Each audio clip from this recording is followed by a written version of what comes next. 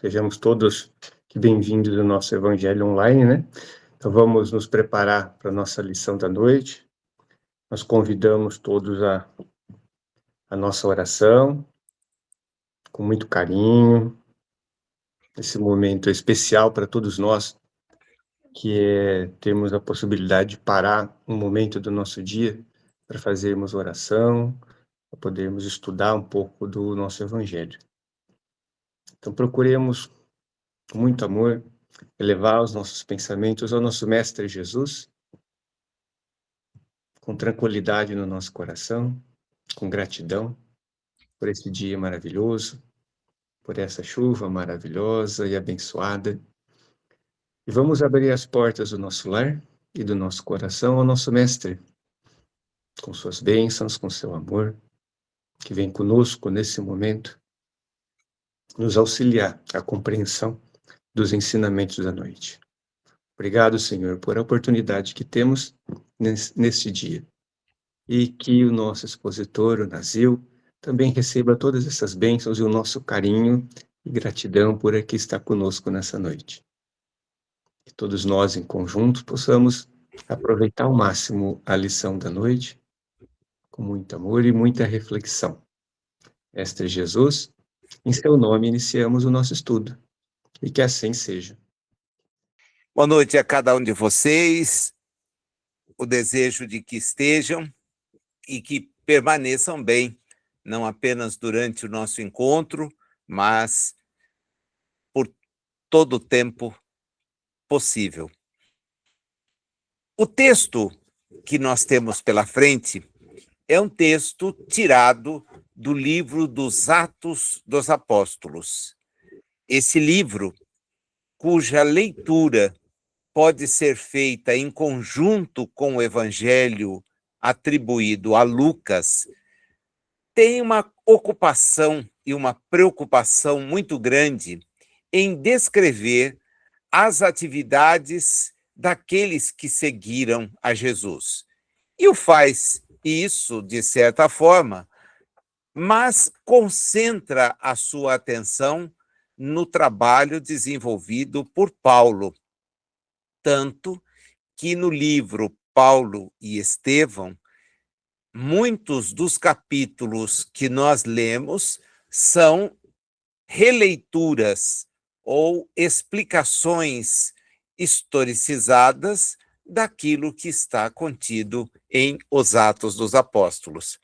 Particularmente no capítulo 2º, que é esse que nós temos pela frente, Pedro faz um discurso que é efetuado a partir do momento em que eles se sentem inspirados, de alguma forma, a sair do esconderijo onde se encontravam e continuar a trabalhar em favor daquela boa nova que havia lhes deixado Jesus.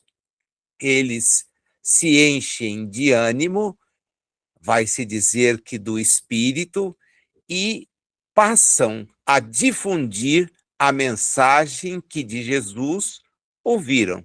Eram todos seguidores de Jesus e haviam, de certa maneira, sido dispersados com o episódio da sua prisão e morte, e aos poucos agora voltam a se reunir, tendo por tarefa dar continuidade ao ensino que Jesus a eles havia transmitido.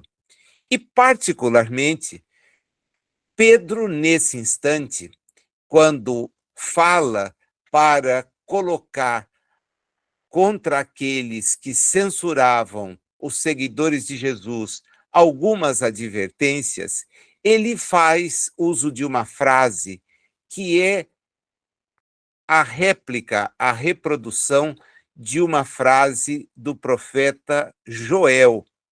Está no texto atribuído a Joel, que é um texto composto de apenas 3 capítulos e que está inserido num contexto dentro de outros que são conhecidos, na minha forma de ver, até equivocadamente, como profetas menores. Há os chamados maiores, Isaías, Daniel, Jeremias, e Joel, assim como Amós, Miqueias, se insere entre os menores. E diz o texto: e acontecerá que todo aquele que invocar o nome do Senhor será salvo. Esse texto, cuja data não se sabe ao certo estabelecer, para vocês terem uma ideia, o período varia aí entre perto de 500 anos. Então, não é um texto que se consiga colocar como referido ou dar dele referência. O fato é que ele aparece. E porque aparece, ele era ensinado nas sinagogas, mas sem que se pudesse dizer de onde vinha, a data que vinha. A pessoa que o escreve, Joel, cujo nome significa Jeová é o Senhor, é essa o significado do nome Joel. Lógico que nós temos que usar aí a colocação na língua hebraica para poder entender esse significado. Ele se apresenta no texto dizendo que é filho de alguém, e mesmo esta filiação não permite que se localize no tempo a sua participação na vida hebraica. O fato é que ele se reporta a um grande problema que eles estiveram, uma invasão de gafanhotos. Os gafanhotos, em número extremamente expressivo, destruíram todas aquelas plantações que eles possuíam, perdão. E Joel, dizendo que aquela invasão era um castigo de Deus, ele vem falar que depois de um tempo de dificuldade, viria um tempo de bonança. É isto o que Pedro, de certa forma, reproduz, mas o destaque que Emmanuel dá, e é aquele que a gente vai trabalhar depois dessa colocação de por que tem esse texto, por que aparece essa frase, ela não é de Pedro, mas é a invocação de uma frase dita por alguém de leitura no âmbito das sinagogas. Nós vamos perceber que Emmanuel dá um destaque à palavra salvar. Salvar porque acontecerá que todo aquele que invocar o nome do Senhor será salvo. Entendiam eles lá, em Joel, que essa salvação significaria ficar livre dos gafanhotos. Entendeu agora Pedro, ao evocar o texto, como explica o livro dos Atos, que aqueles que resolverem mudar a maneira de ser, efetivamente poderão vir a ser salvos. A questão toda está em explicar o alcance dessa história de salvação. Tá? É este o ponto central da nossa conversa, porque também é este o ponto central explorado por Emmanuel. E a exploração que ele faz, como em outras oportunidades, é muito rica, é muito repleta de significado. Pensando naquilo que nós faríamos, eu me lembrei e consegui localizar, fico feliz quando eu consigo localizar algumas referências, né? O texto é muito conhecido e o livro é um livro de perguntas e respostas. Ele se denomina Chico Xavier, dos hippies aos problemas do mundo. E são entrevistas feitas com Chico, mas, na verdade, com o espírito Emmanuel. E uma delas, uma das perguntas feitas, tem por título A Salvação. É interessante porque essa pergunta ela vem no contexto do programa Pinga Fogo, aquele célebre programa em 2 edições que o Chico participou e que foi o responsável pelo grande boom do espiritismo em termos brasileiros. O Chico passou a ser observado acompanhado como se fosse um popstar.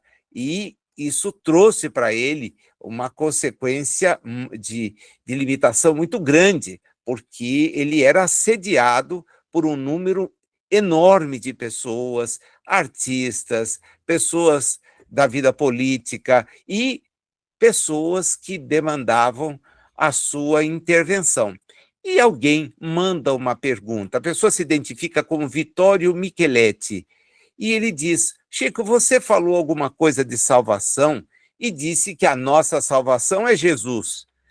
Eu sou cristão, então eu não teria problema de aceitar a sua colocação. Mas tem pessoas que não são cristãs. Tem pessoas que têm outras religiões em outros lugares do mundo. Então, elas vão ficar de fora? Você deu um exemplo e eu fiquei preocupado. Os chineses, Chico, vão se salvar ou apenas quem acredita em Jesus?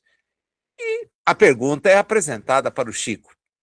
Ele então conta um caso de uma mulher que o havia procurado porque o esposo, embora fosse um homem muito íntegro, muito correto na sua maneira de agir, ele não tinha nenhuma expressão religiosa, nenhuma.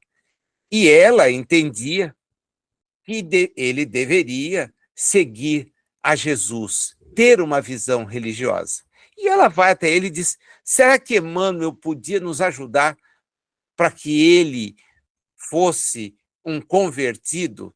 E a resposta é fenomenal, porque Emmanuel, através do Chico, responde que a providência não tem pressa, exceto de que o homem seja bom.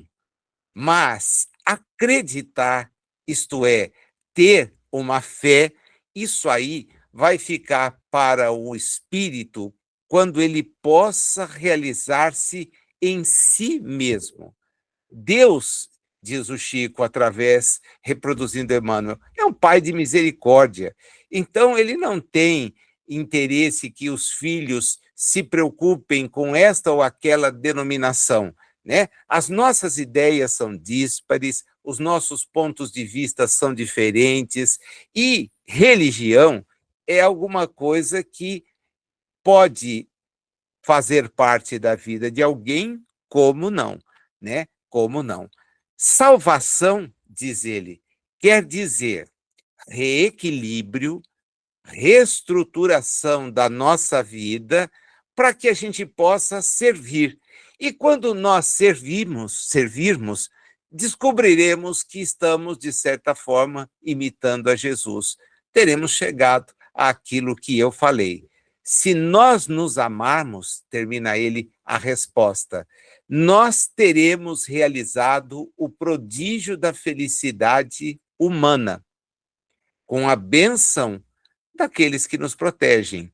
E amando-nos, na verdade, nós vamos descobrir que temos Jesus em nós mesmos. Então, se a minha colocação pode ter trazido qualquer tipo de constrangimento, né? Eu fiz a colocação por aquilo que eu penso. Mas agora o Emmanuel amplia isto. É como ele amplia na página que a gente tem para examinar. Olha que interessante.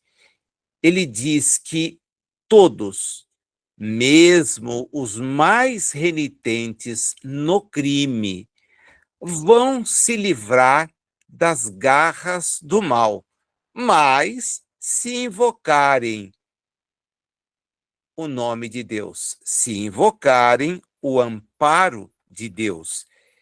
Diz-nos ele no texto que a gente está estudando.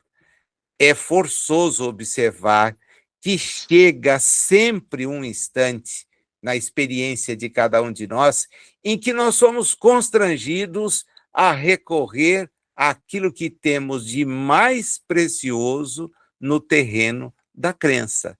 E ele diz, os materialistas fazem isso. Como?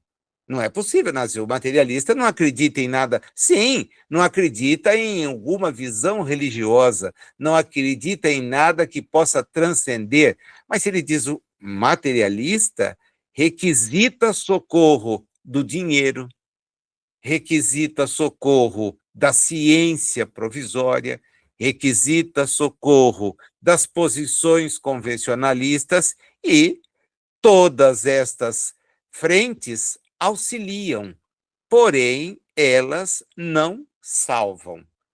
A gente tem que, então, buscar o conceito de salvação, porque também ele vai bater nessa tecla.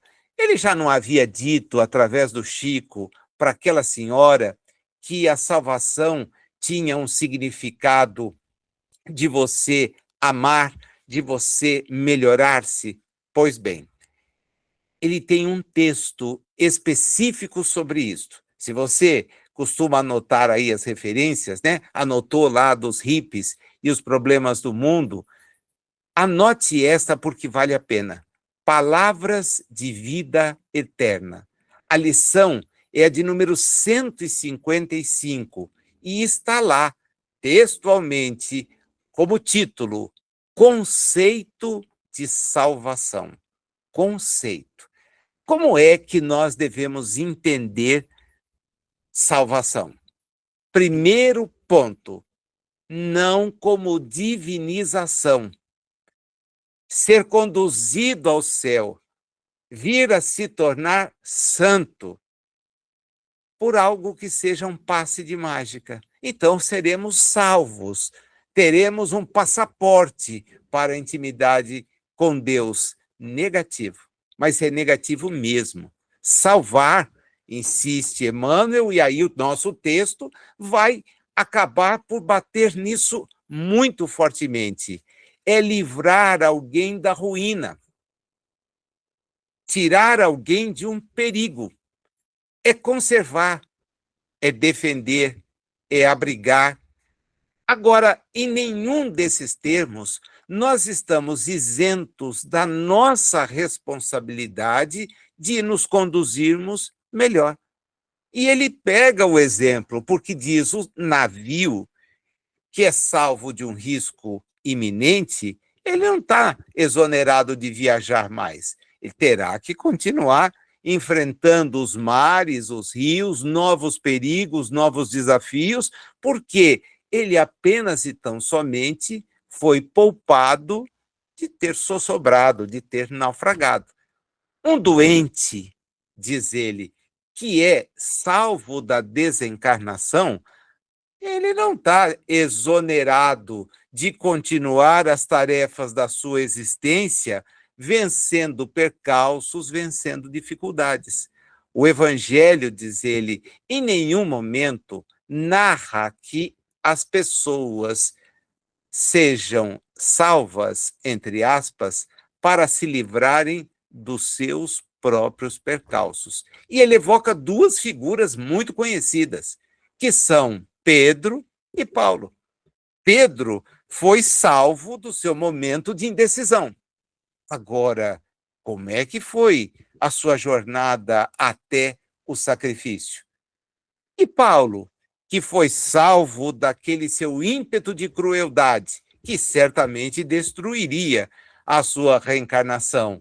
Paulo foi constrangido a um esforço máximo na própria renovação e também teve que enfrentar o seu próprio pedaço para vencer, né? Então, prestar atenção, porque a mensagem ela nos chama a atenção para o que vamos fazer no sentido de invocando a proteção de Deus para vencer as nossas próprias dificuldades. O auxílio do alto nunca nos falta. Agora, ele é presente para que nós conheçamos as nossas obrigações. Quais são os nossos compromissos? E, enfrentando os nossos compromissos, nós consigamos bem cumpri-los, ser melhores. Está dito, então, na mensagem: não bastará, contudo, tão somente aprender a rogar. Porque a pessoa pede, me ajuda, me tira, tá, ótimo. o auxílio vem, ele então completa a advertência. Nós temos que estudar a arte de receber. Eu peço, mas e se recebo? Como é que eu vou encarar? E nós nunca podemos nos esquecer, é o que ele vai destacar naquilo que eu acho que é o ponto central da ideia do texto, nós nunca podemos nos esquecer de que a nossa expectativa em relação a esse movimento de ser ajudado é, via de regra, muito imperfeita. Ele chama isso de visão imperfeita, né? Porque a providência nos visita, mas nos visita de uma maneira que nós, às vezes, não conseguimos entender. E ele pontua, ela nos visita através da doença, nos visita através da escassez, nos visita através da contrariedade. Puxa, mas a providência tem em nosso favor medidas que para nós não são um socorro, não são a salvação, mas são até mesmo uma punição, é a maneira equivocada. A nossa miopia nos impede de enxergar a palavra salvação da maneira como ela precisa ser vista. E ela não tem nenhum significado similar do ponto de vista espiritual ao da expressão vantagem imediata. Ela não tem. Então, se nós temos que enfrentar a nossa própria melhoria, se nós devemos, como a frase recomenda, invocar o nome do Senhor, buscar os recursos que em nós foram acumulados em decorrência dos nossos conhecimentos, notadamente os espíritas, nós temos que entender que o socorro chega, sempre chega, mas ele não nos exonera de fazer aquilo que é a nossa parte. Nunca nos exonera de fazer aquilo que é a nossa parte. É importante ter isso em mente, porque muitas vezes as pessoas imaginam que proclamar, como a frase de Joel, reproduzida por Pedro e agora comentada por Emmanuel, parece sugerir, ela tem um alcance completamente diverso daquela primeira leitura. Porque a primeira leitura feita era livra-nos das pragas, livra-nos dos gafanhotos, porque nós não conseguimos ter o que comer, nós não conseguimos combater a um número tão expressivo de insetos, os recursos eram limitadíssimos. Nós não tínhamos defensivos agrícolas, não tínhamos nada que pudesse ajudar nesse processo. Tinha lá o sujeito com a plantação a qual ele cuidava, da qual cuidava com muito cuidado e que, de repente, desaparecia por uma nuvem de gafanhotos, por ervas daninhas, etc, etc. Os exemplos dados são sempre exemplos ligados a pessoas que trabalhavam na lavoura, pescavam, atividades comuns de 90% ou mais da população que àquela época morava naquela região. Então, os exemplos falam dele. Lógico, quero evocar o senhor para que os gafanhotos vão embora. Sim, pode ser que isso funcione, mas é necessário mudar a maneira como nós estamos cultuando o Senhor. É o que Joel falou lá. E a maneira como agora Pedro convida as pessoas, olha, mudou. Nós temos para vocês uma boa nova. Não é a forma como vocês estão habituados a olhar as práticas exteriores. E o Espiritismo dá mais um passo adiante, porque volta e tenta trazer com seriedade, com lucidez, o que Jesus efetivamente demonstrou. Agora, a demonstração efetiva significa enfrentar a adversidade. E a existência dele foi repleta delas, as adversidades. A sua própria condução ao sacrifício da cruz, à morte na cruz, representa um pagamento muito indigno para quem passou os anos de vida pública exercitando-se no bem, dispensando o bem, sem restrição. Agora nós sabemos que a nossa vida não é uma vida voltada para o bem. O bem ocupa um espaço, e eu diria que é um espaço diminuto das nossas preocupações. Nós queimamos o nosso tempo, e aí em profusão, com coisas que são eminentemente transitórias. Mas o melhorar-se, bem, a vantagem é que o melhorar-se na visão espírita significa bem cumprir as atividades transitórias. Então, eu posso ser melhor onde eu trabalho, posso ser melhor no ambiente de casa, posso ser melhor na atividade espírita, posso ser melhor na vida em sociedade. Veja, eu tenho grandes chances de melhorar-me sendo alguém útil onde quer que esteja. Eu não preciso aguardar a ida à sessão mediúnica que eu frequento, à reunião pública que eu participo, ao evangelho que eu frequento semanalmente. Esses são momentos para que a gente possa, somando os nossos esforços, refletir. Porém, nós estaremos em ação o tempo todo.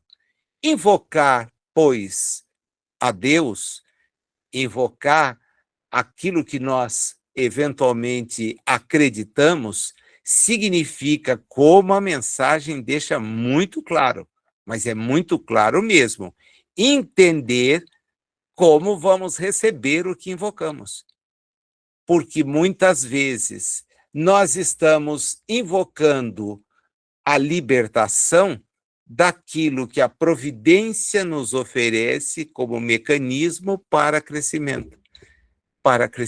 Então, é por isso que ele diz, olha, doença, escassez, contrariedade são visitas da providência, mas visitas para um espírito que não vai se converter de um momento para outro em um exemplo de virtude. Nós temos muito a mudar em nós mesmos no sentido de realizar esta salvação.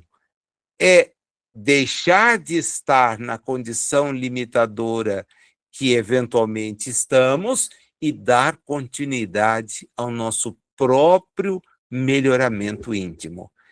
O alcance da releitura, de uma releitura, é muito, muito bonito, tá? Porque vocês viram, são 3 tempos diferentes.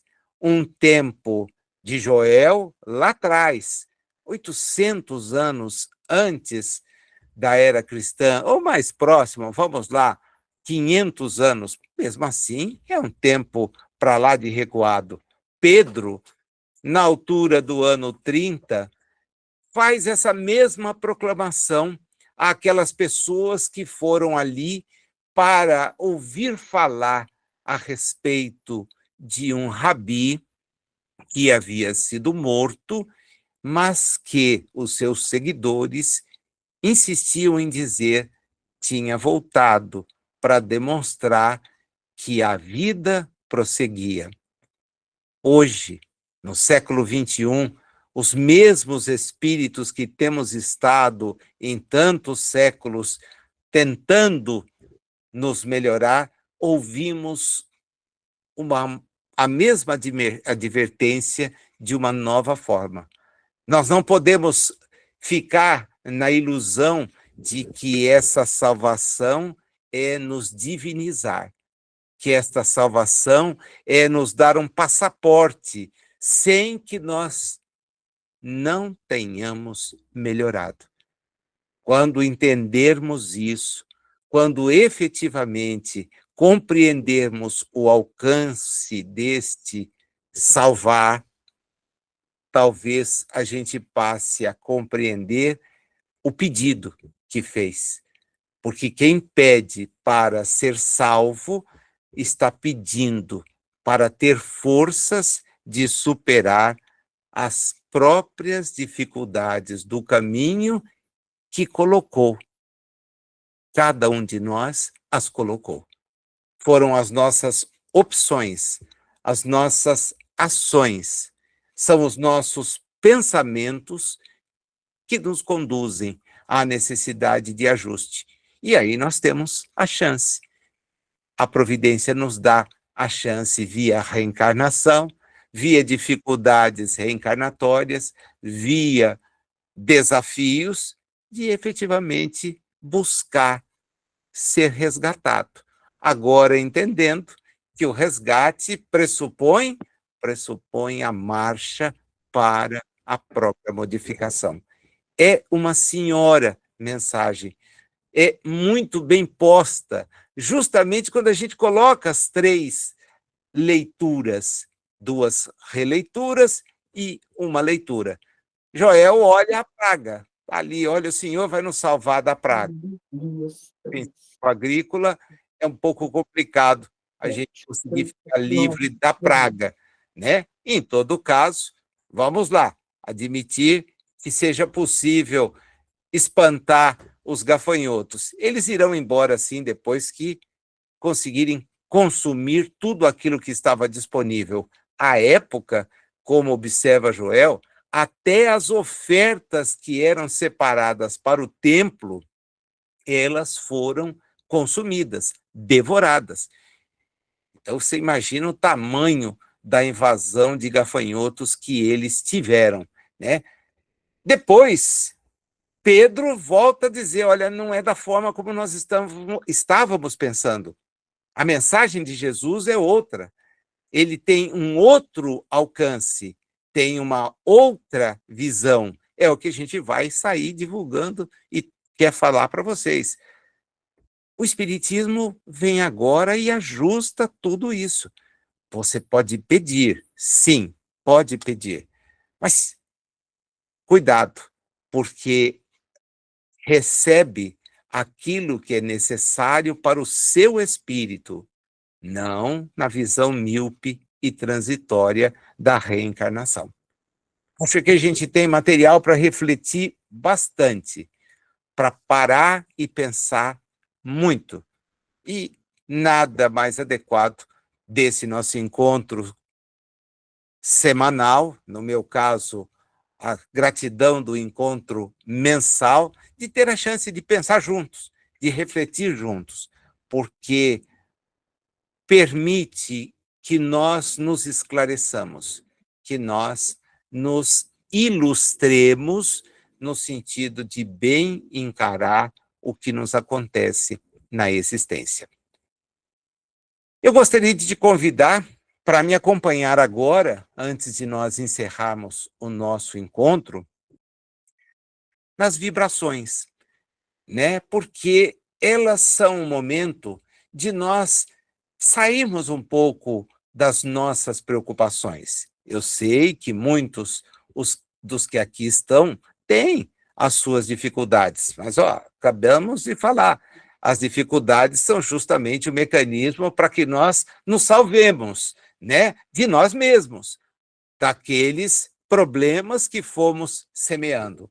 Então, seria bacana se nós pudéssemos agora nos esquecer um pouco, né? Deixar de lado as nossas preocupações e nos ocuparmos um pouco com aqueles que efetivamente precisam de um apoio, de uma medida de amparo, de erguimento. E há tantas dores no mundo, tantos problemas que nos visitam em termos de humanidade, que fica difícil centrar num só. Mas eu gostaria de centrar em um só.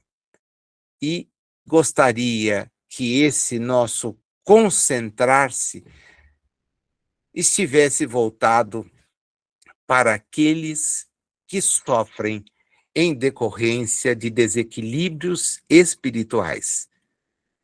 É muito interessante porque a ciência se ocupa do corpo, mas quando chega em ocupar-se do espírito, ela não tem condições até de admitir a sua existência. E nós, os espíritas, sabemos que o espírito pré-existe, existe e sobrevive. E que os desequilíbrios de natureza espiritual, eles têm uma matriz, uma raiz, que não é a raiz do corpo. O corpo vai refleti-los. A matriz está no espírito. Se se vai oferecer apoio do ponto de vista do corpo, ele virá através da medicação, virá através desta ou daquela linha de abordagem, mas e a abordagem do espírito? Vibremos por pessoas que passam por situações assim. Às vezes nós as temos perto, com transtornos diagnosticados e que estão sendo, de certa forma, tratados, com terapias que gostaríamos fossem cada vez mais voltadas para o ser, e não para o existir, para o ser. Porque é o ser que passa por desequilíbrio. Ele tem aí uma jornada de desafios, de situações adversas. E muitas vezes aqueles que o cercam mais perto, familiares, amigos, não conseguem compreender. E essas pessoas sofrem. Sofrem porque talvez lhes falte a informação, o consolo, que a tudo esclarece, que busca explicar. Pensemos nelas, nas dificuldades que enfrentam, nos desafios que têm em suas jornadas, e tanto quanto nos for possível, busquemos auxiliá-las.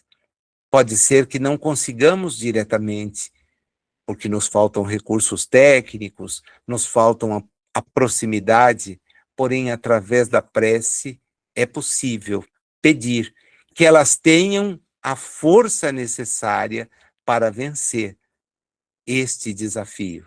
Aquele que pedir ao Senhor certamente será amparado. E nós podemos pedir, não por nós, não.